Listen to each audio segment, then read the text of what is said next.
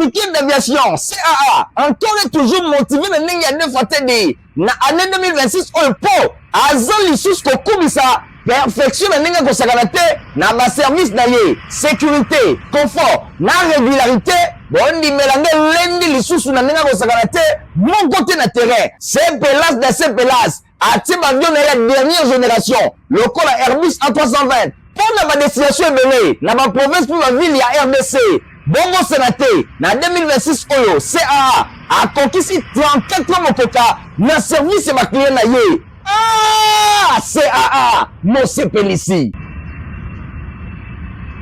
Lundi, là, mon abalandinyo, c'est journal, la peuple pour la peuple info, lingala, mbote. Nabilo nyonso tofongoli yango pona kotesa bino ndenge 39e assemblée générale ya ba chef d'état pe ba gouvernement ya Union africaine fungwamaki weekend eleki na Addis Abeba kuna na Éthiopie na présence ya chef de l'état Félix Antoine Tshisekedi Tshilombo héritier mapinde bifonsi kanza lokoka ba pesi 39e Assemblée Générale, il y a chef d'État et le gouvernement, il y a Union Africaine et Fungomaki week-end de l'équipe à Addis Abeba, capitale il y a Éthiopie. Na présence, il y a chef de l'État Félix Antoine Tshisekedi Tshilombo. Na ko succéda na président ya Angola, Joao Manuel Gonçalves Lorenzo. Nouveau président en exercice, il y a Organisation continentale Evariste Ndayishimiye, président ya Burundi, a souligné que urgence il y a kimia na contexte moko ezali marqué na aggravation ya ingérence extérieure. Buena katina yango forme ya guerre, il y a procuration, paix, il y a captation illicite, il y a ressources, en particulier dans la région ya Grand Lac.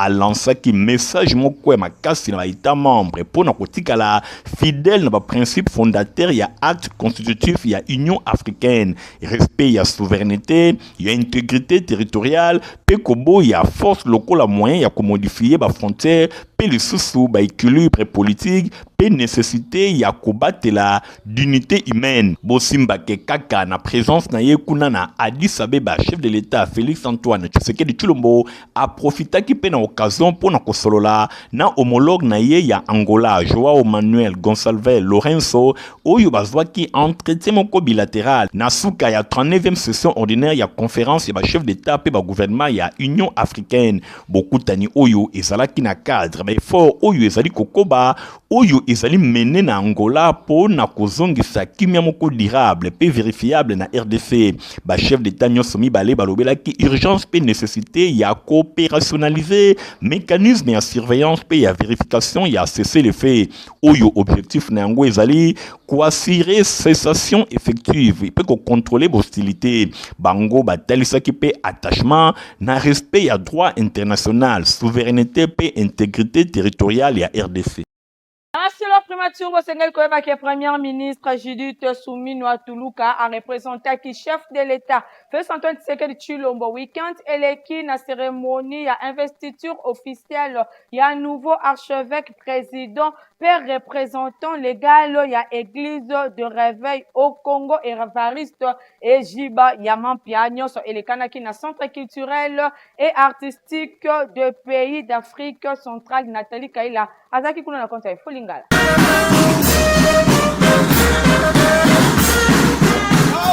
Représentant et chef de l'État Félix Antoine Tshisekedi Tshilombo, Premier ministre Judith Suminwa Tuluka a participé au week-end de l'équipe dans la cérémonie d'investiture officielle et nouvelle archevêque président et représentant légal et église du réveil au Congo, Evariste et Jibaya Mapia. Cérémonie Oyo et Salemaki na centre culturel et artistique de pays d'Afrique centrale, na présence de pasteur et belé à l'église du réveil, et représentant la confession religieuse Moussousou. Azalaki élu le 6 février 2026 et pas membre fondateur, membre effectif et sage à ERC, archevêque. Evariste et Jiba Yamapia, yé aponamaki na base ya critères ya âge, ya compétence, ya ancienneté, yé pe ya probité morale et longona capacité intellectuelle. Nouveau représentant légal a exercé mandat na yé statutaire il y a 5 ans. Lokola autorité hiérarchique épiscopale, yé a causa na charge ya gestion juridique administrative, ya ba bien pe ba finance ya ERC, pe supervision spirituelle, pe éthique, yé a quoi assurer les sous interfaces défense entre église et institution, il y a l'État. Évariste Ejibayama Pia Asima qui déjà fonctionne Oyo à titre transitoire depuis 2023. Après qu'on succédé na Dodo Kamba, na contexte mon marqué na volonté, il y a refondé organisation Oyo Ezali fragilisé. Bien que RDC Azali État laïque, gouvernement Azali ko entretenir collaboration mon ko malonga et longo na ba confession religieuse. Présence ya chef ya gouvernement na cérémonie Oyo Ezali symbole Oyo Ezali kotalisa ba lien fort entre gouvernement et longo na ba confession religieuse. Na allocution na ye archevêque président Asenga ki na kimia pe réconciliation na unité nationale. Alobi toko evre biso nyonso pona kokomisa RC partenaire moko fiable pe capable ya ko dialoguer et longo na gouvernement pe institution nationale pe internationale. Beaucoup tani oyo et permettre les sous na RC ayeba na ko rappeler attachement na unité nationale pe lisusu na institution nyonso ya mboka ezali preuve oyo ezali kotalisa église azali pene ya l'état na combat na ye po na stabilité pe unité. Ba action pastorale nyonso pe médiation discrète oyo ba ko contribuer pour na kolongola ba tension pe ko senga na moto nécessité ya kimia boyi na ngambo na présence ya premier ministre Judith Suminwa ezali kotali sa volonté ya gouvernement ya ko s'appuyer na ba confession religieuse lokola ba partenaires sociaux mingi na secteur lokola ya éducation ya santé na conformité na 4e pilier ya programme d'action ya gouvernement fondé na 1997 na 14 pasteurs néo-charismatiques église ya réveil lelo azu personnalité juridique na arrêté ministériel numéro 278/K/MIN/JEGS/2003 il y a le 6 février 2003 yango ezali kotali salelo moko ba principale plateforme confessionnelle ya mboka article 22 ya constitution ya république ezali ko consacrer liberté ya religion pe ya totika kana masola primature pour la rotesse de premier ministre Judith Suminwa a participé qui jeudi 15 février na Eucharistie oyo ezala qui célébrer na paroisse Saint-Sacrement ya Binza Delvaux na occasion ya 40e anniversaire ya mouvement des mamans catholiques. Nathalie Kaila après si nous pas détail. 40e anniversaire ya mouvement ba maman catholique MMC na mokuse ezala qui placé na signe action ya grâce à travers pays mobimba. Premier ministre Judith Suminwa, fervente chrétienne, a participé qui dimanche et l'équipe na Eucharistie où il a célébré na paroisse Saint-Sacrement ya Delvaux na commune Yangalima. Na présence ya présidente ya MMC Yvonne Mokonda Ifoku. Messe d'action de grâce oyo ezala qui dirigé na Monseigneur Sosten Aikuli Adjoua, évêque ya diocèse ya Mahagi Nyoka. Oyo exhorta ki ba chrétien nyonso en général na vie moko ya sanctification personnelle. Mouvement ba maman catholique ezali association sans but lucratif ezalaki créé et pa ya cardinal Joseph Albert Malula pour na kotombo la dignité émancipation et sanctification personnelle ya bandeko basi na occasion wana ya 40 ans d'existence chef ya gouvernement asangana ki na ba ser ya église pour na kotombo la lokumu pe ko célébrer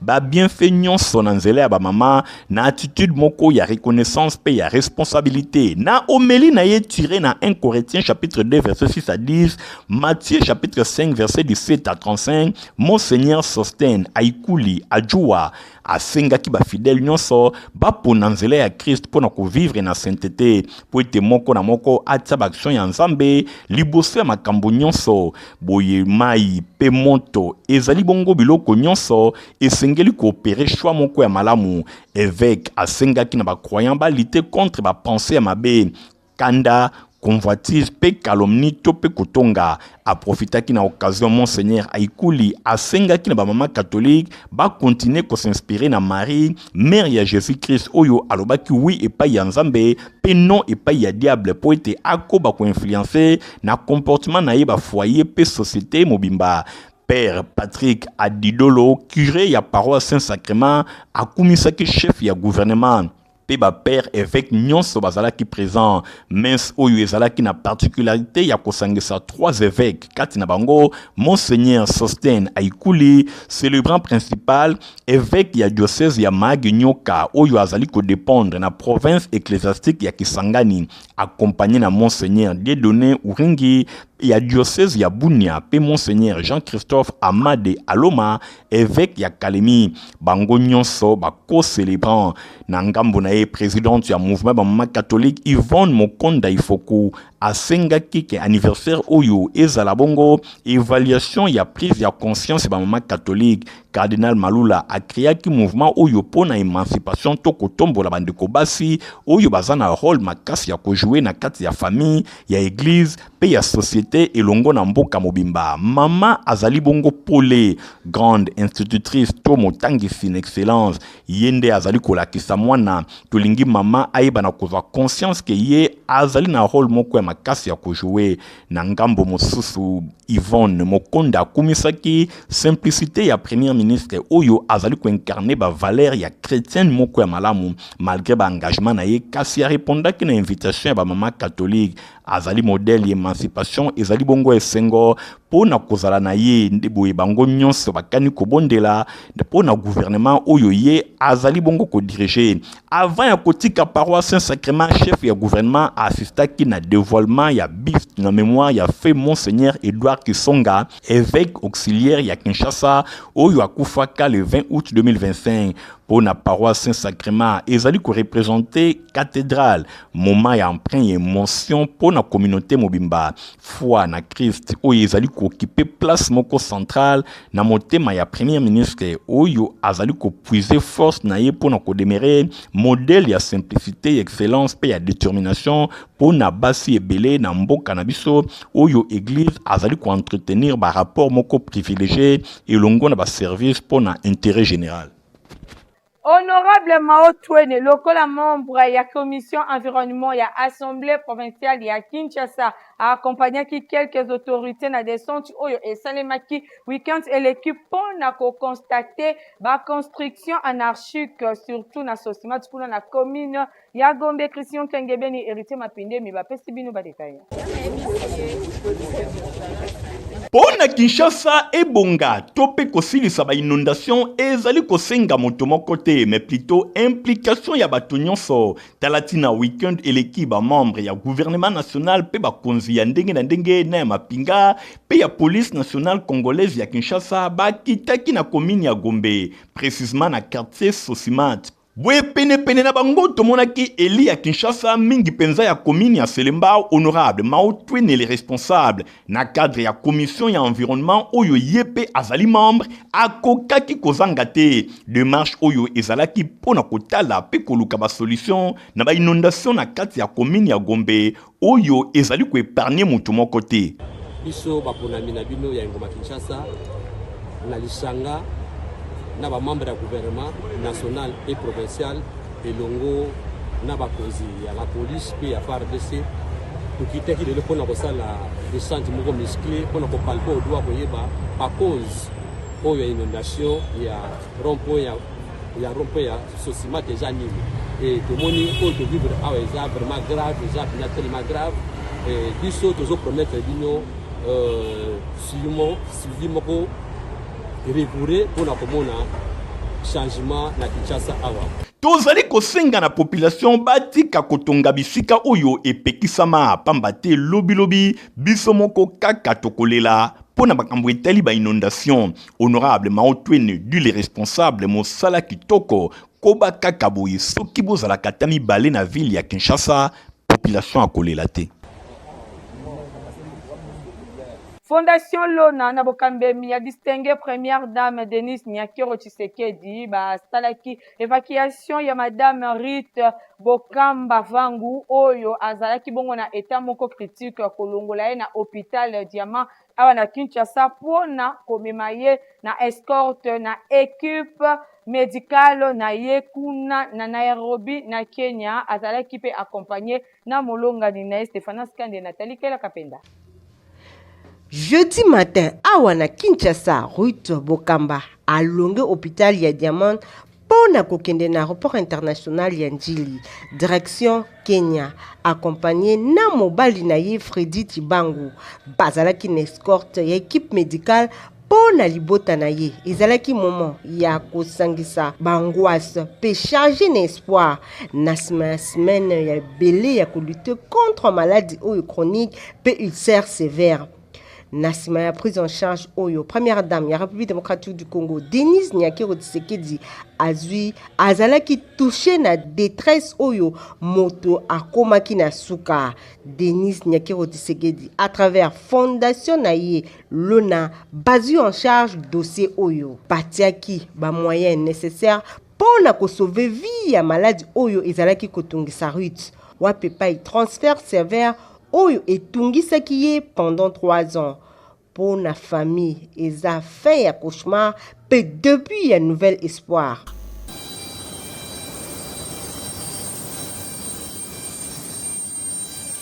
Mot simple kasi pour la libota ezali apte à reconnaissance. Fondation Lona a réaffirmé engagement na ye azwa en faveur ya solidarité, dignité humaine, pe acte ya soin pour na oyo bazali ba plus vulnérable. Bosimbaki bango na Fondation Lona ba zongisaka espoir pour na bato oyo babungisa. Désormais, parti politique, nouvelle dynamique Congo, il y a autorité morale, Papi Mantezolo, comme la secrétaire général Yassika, et pas Iwapi cérémonie, il y a remise et reprise d'Ango et Salimaki samedi 14 février na Hôtel Continental Kuna, na première rue limité, Hôtel Continental, Oyo Ezwamina commune ya limité nde et yambaki week-end eleki, Milulu ya remise et reprise entre secrétaire général entrant, pe sortant, il y a parti politique nouvelle dynamique Congo, il y a président national honorable Papi Montezolo Baki Selaka Elengunza rassembleur et Zalaki na présence yaba au cadre pe ba cadre ya parti cérémonie et Kamamaki na directeur ya cabinet ya président national ya NDK Ronald Bikindu Kinkela Oyo a représenté qui valablement honorable Papi Montezolo pour na ko faire appliquer ba instruction na nyonso secrétaire sortant monsieur Jean-Philippe Kapoya Azwaki Maloba pour na ko remercier numéro 1 à partir na confiance à Pesakie et longo na ba cadre pe ba membre nyonso ya nouvelle dynamique Congo. Par la même occasion, je voudrais aussi dire merci à notre président national, l'honorable Mantezolo Papi, qui nous a fait confiance et continue à nous faire confiance. Et aussi dire merci, adresser les sincères remerciements et félicitations à la nouvelle équipe à qui tout à l'heure je vais céder le commandement. J'aime souvent dire en pareille circonstance lorsque je suis au travail et qu'il m'arrive de procéder à la remise et reprise, j'aime souvent me répéter, me redire que les fonctions dans toutes les structures sociales ne sont ni éternelles, ni héréditaires, ni biologiques. Ensuite, nouveau secrétaire général, maître Pelé, Aïtoche Onésime, Yepe na tournaye, a remercié qui président national Papi Montezolo, na confiance à PCA, pe à promettre qu'on travaille en collaboration, na ba membre pe ba cadre nyoso pour na ko tombo la nouvelle dynamique Congo. Je remercie également le camarade secrétaire général honoraire, Maître Jean-Philippe Kapoya Wamukubi, avec qui nous avons travaillé pendant plusieurs années comme étant son secrétaire général adjoint, un homme exceptionnel avec qui on échangeait de temps en temps. Je remercie également tout le haut cadre et les cadres du parti pour avoir accepté de faire élever à ses rangs du secrétaire permanent de notre cher parti, la nouvelle dynamique Congo. Nasima eyaki tour ya cérémonie ya remise et reprise et pa yuapi bangonyo somi balé ba signaki pe ba salaki ba échange ya ba document ya parti bosimba pe boye ba ke souffle Yassika et koti désormais na NDK motonyo so oyo ayebi maître Pelé Aïtoche Onésime mwana mayele aza déjà ya kosepela pambate yende savoir faire naye courage pe détermination de elobaka toyambio maître Pelé Aïtoche Onésime. Pour nous permettre na ba client na yeba voyager na ba condition moko ya kitoko, compagnie africaine d'aviation CAA a Libino ba Airbus A320 Bolanda. Ah oui, compagnie africaine d'aviation CAA encore et toujours motivé na ndenge ya nefatedi na année 2026 oyo po azali lisusu kokumisa perfection na ndenge kosakana te na ba service na ye sécurité confort na régularité bondimelanga lendi lisusu na ndenge kosakana te moko te na terrain c'est pelas atie bavion na ya dernière génération lokola Airbus A320 pour la destination ebele na ba province pour la ville ya RDC bongo sénaté na 2026 oyo CAA a conquis 34 motoka na service ya client na ye. Ah, CAA Mose Pelisi.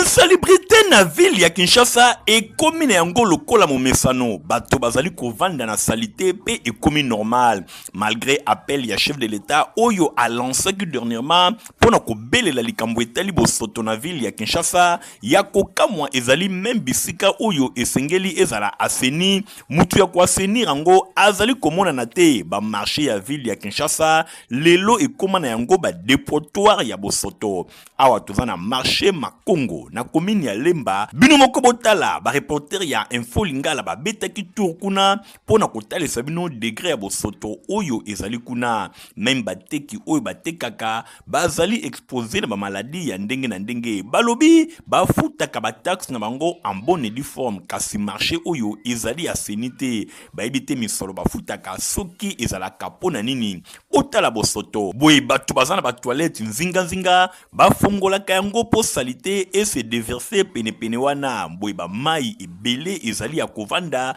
salité ezali wana solo lokola kaka ezali toilette nzoka ezali wenze esika bato bavandaka kobanda tongo ti pokwa bazali kolia bazali komela bref bazali kovivre na environnement moko ezali vraiment pollué na likambo etali salité boye marché Makongo ezali ko mériter boete ndenge bateki balobi tango bamonaki ba reporter ya Info Lingala twana salité makasi tala wenze banzete salité bazoza mbongo eloma malona wenze salama ezate donc basala tuta bamesa wenze kufi batol ezozokisa batu bazuzu bambongo bamama te bamama nde bafali ba place wana awa botelemi malamu mpo mbula ebete so mbula ebeti awa na bato baya kolekesa te tala salite na sa mesa sala ozofutama otala na sa mesana silime mpe salite wana solo ezali vraiment mpona bakaniveau oyo bamama ya wenze na bandako eza zingazinga soki badali na bango etondi balekisa yango kaka na terrasse ya moke oyo songa na pase na bakonzi batrouvele biso solution na wenze oyo po eza grand marché ya terminus apart yango wenze mosusu eza te na wenze ya terminus chef à wenze chaque jour akozwa 2500 à chacun mais tala salite nde baotika yango atiki salite desordre akobeta un mois po alongaka salite nda moko tala nde bana babuka wenze tande eza oui tozoteka tozopesa moko chaque jour 1000 francs et chaque samedi topesa lisusu 1000 francs lokola 2000 chaque samedi mais par jour topesaka 1000 francs ya ticket ata toteki te me basenga kaka mais wenze eza tellement salite bazobongisa wenze te na mbongo mpe ya poubele tozopesa mais biso nde tozofute moso moto ya poubele aye tobakisi lisusu mbongo topesi tobanzi ke ba autorité ya ville babeta sete na ba différents marchés ya ville ya Kinshasa marché ezali esika bato bazali kosomba pe koteka boni ko vivre na bosoto boye lokola bato oyo bazali obligé kaka ya kokoba boye ezali malamu te to sala quelque chose milliers bato bavandi milliers bato bazali koteka ezala vraiment asini marché Makongo bourgmestre ya commune ya Lemba tala ndenge ezali pasi pe mawa.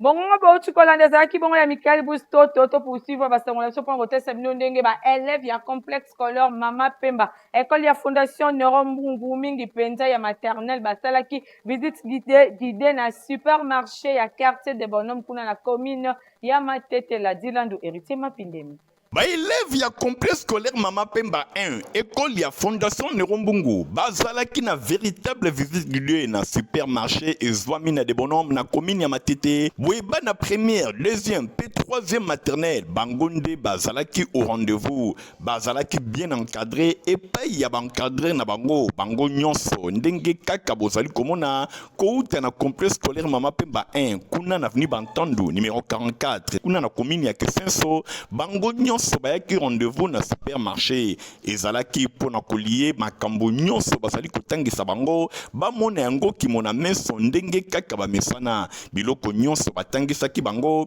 bayaki kovivre yango bana pe bazangaki te korépondre na quelques questions oyo baencadreur batunaki bango pona kotala soki véritablement bazali kocomprendre makambo nyonso oyo bango bazali kotangisa bango.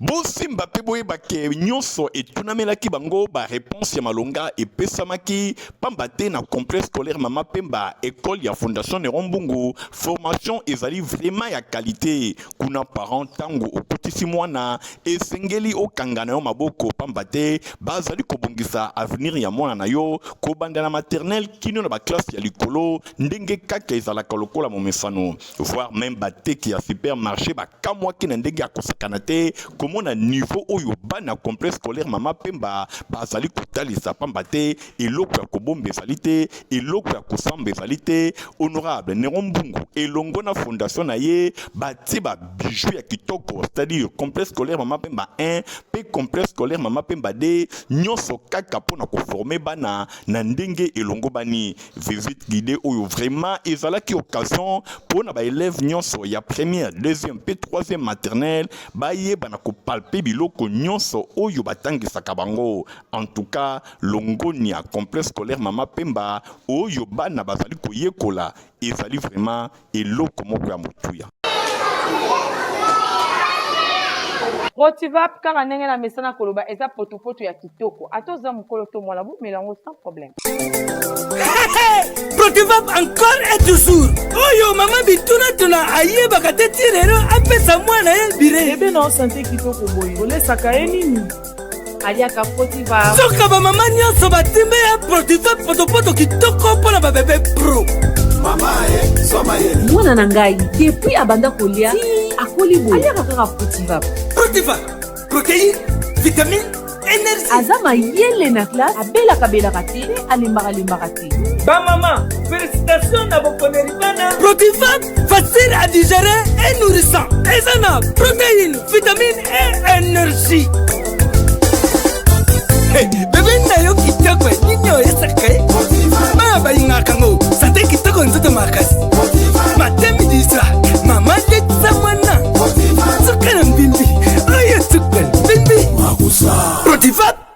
tokomi sikoyo na ntango bolandaka bongo prévision météorologique kasi Metelsat atindeli biso prévision climatique saisonnière mpona mois ya février mars pe avril bolanda. Agence nationale de météorologie et de télédétection par satellite Metelsat na mokuse auti kopesa biso prévision climatique saisonnière pour na février mars pe avril 2026 awa na République démocratique du Congo. Bosimba pe boyebake durant période ya février kino avril ba précipitation excédentaire et monani na ba ville ya République démocratique du Congo lokola Kinshasa, Mbandaka, Gemena, Kisangani, Boende, Kolwezi, Manono, Bondo, Bunia, Butembo, Kalemi, Goma, Bukavu, Basoko, Buta, Ilebo, Lusambo, Kananga, Unongo, Lubumbashi, Mbujimai, Kikwit, Bandundu, Matadi, Boma, Mwanda,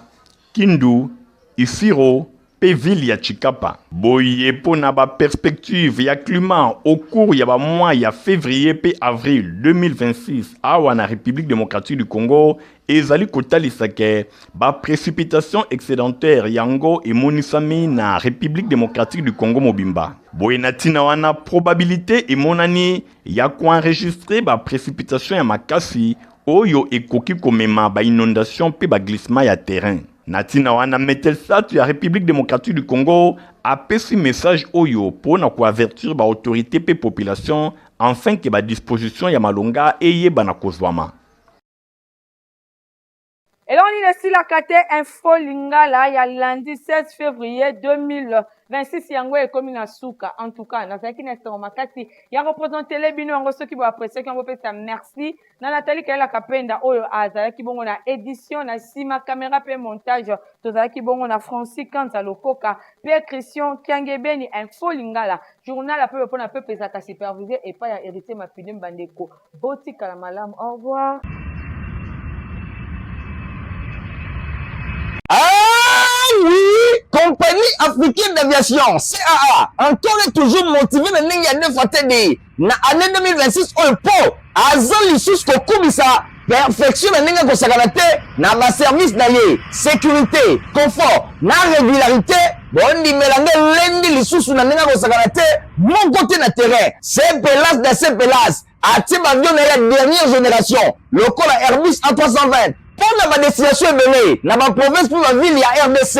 Bongo Sénaté, dans 2026, Oyo, CAA, a conquis 34 motoka, na service et ma client. Ah, CAA, mon CPLC.